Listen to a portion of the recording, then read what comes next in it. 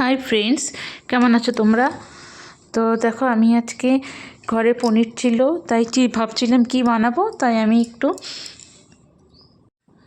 একটু শাহি পনির বানিয়ে নিয়েছি। দেখো কী করে বানিয়েছি। তো ফার্স্টে আমি পনিরটাকে নুন দিয়ে ভেজে নিয়েছি। আর এদিকে কড়াইতে জিরে, তেজপাতা, একটু গোটা গরম মশলা ফোড়ন দিয়েছি। তারপর এখানে আমি ডুমো ডুমো পেঁয়াজ কেটে রেখেছিলাম, তো সেই পেঁয়াজগুলো দিয়েছি।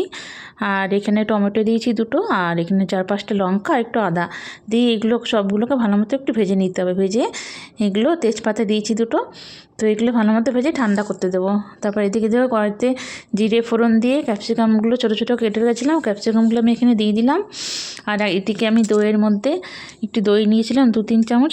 দইয়ের মধ্যে আমি একটু কাশ্মীরি লঙ্কার গুঁড়ি, একটু জিরে গুঁড়ো আর 1 চামচ পনির মশলা দিয়ে ভালো মতো এটাকে আমি গুলে রেখেছিলাম। তারপরে আমি এদিকে দেখো এই ক্যাপসিকামগুলোর মধ্যে আমি এই পেঁয়াজটা ঠান্ডা করে বেটে নিয়েছিলাম, সেই বাটাটা আমি এখানে দিয়ে দেবো। তো দিয়ে এখানে কিছুক্ষণ নাড়াচাড়া করব।